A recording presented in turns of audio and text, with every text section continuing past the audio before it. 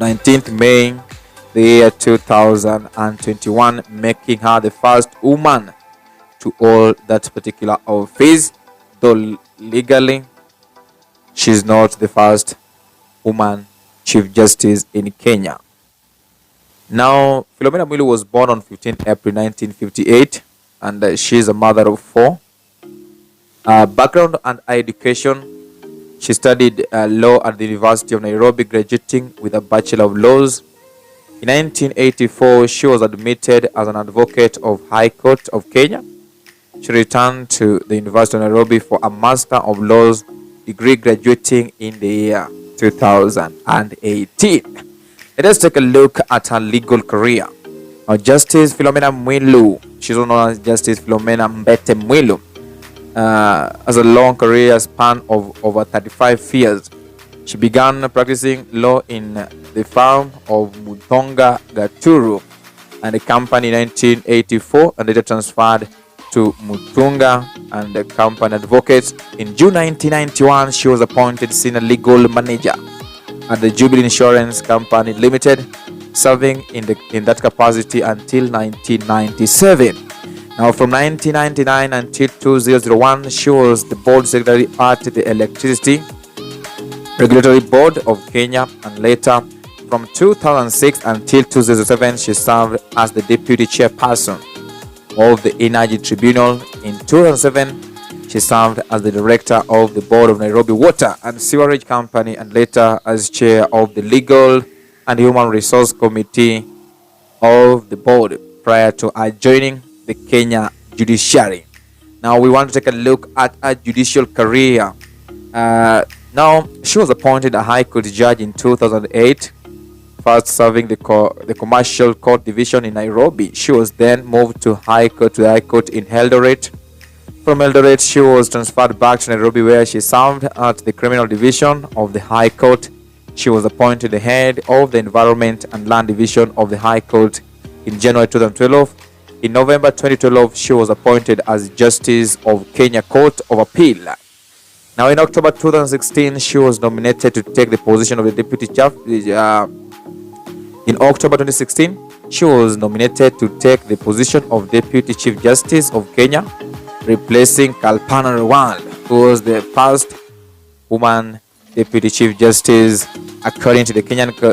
Rather, she was the second Deputy Chief Justice.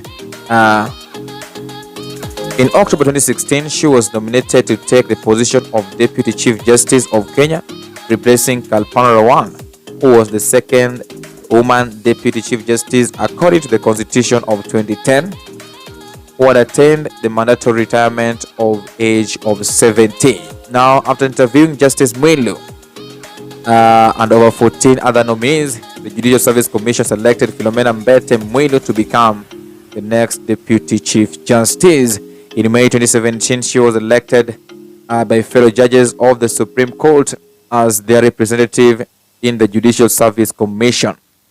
Lady Justice Mwilu was one of the judges who had the 2017 presidential election petition, joining Chief Justice David Maraga, as well as Associate Justice Smokin Wanjala and Isaac Lenaola, in nullifying the President Kenyatta's win when a petition was filed to stop the fresh election that was scheduled following the nullification of the August presidential election.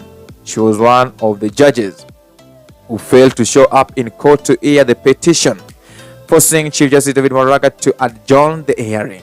Aside from the Chief Justice, only one of the remaining 6 judges was available for hearing. A day before the hearing, her official car had been shot while driving through traffic, with the driver sustaining gunshot wounds. Let's talk about the arrest and also the prosecution of Justice Philomena Mwilu.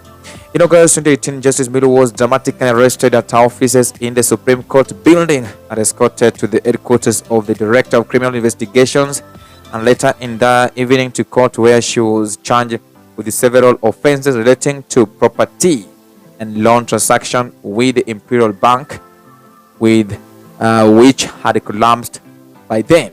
It was alleged that she had been given unsecured loans by the bank, which she failed to pay by taking advantage of her then office as judge of the Court of Appeal, and that she had failed to pay properly taxes to the Kenyan Revenue Authority.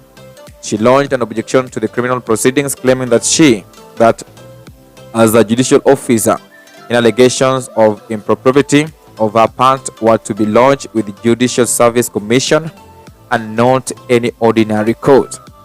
A three-judge bench of the High Court delivered a judgment in a petition in May 2019, holding that even though concurrent proceedings could be lodged at the Judicial Service Commission and the Criminal Court, the proceedings against the Deputy Chief Justice were flawed, since the DCI had obtained evidence against her in an unlawful manner.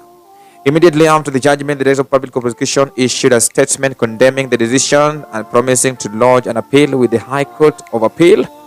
A week later, a petition seeking her removal from the office was lodged with the Judicial Service Commission, on which she sits as a representative of the Supreme Court. The Director of Public Prosecution, Nuruddin Haji, launched another petition before the Judicial Service Commission, inviting the Commission to investigate her conduct. The petition followed from the criminal prosecution that had been quashed by the High Court. Let's take a look at her life as acting Chief Justice and the President of the Supreme Court. When Chief Justice David Maraga went into a mandatory retirement on 11th January 2021, on attaining the age of 70, as provided under the Kenya Constitution, Mwilu took over the leadership of the judiciary as the acting Chief Justice, pending the recruitment of a substantive Chief Justice to replace David Kenanu Maraga. Now, while Mwilu started acting as a Chief Justice on 13th December 2020, when Maraga went on a terminal leave ahead of his retirement, the final official handover of the instruments of power took place on 11th January 2021. She took office despite a case which was filed by an activist who argued that she should not be named the acting Chief Justice while she was facing a court case on abuse of office and corruption.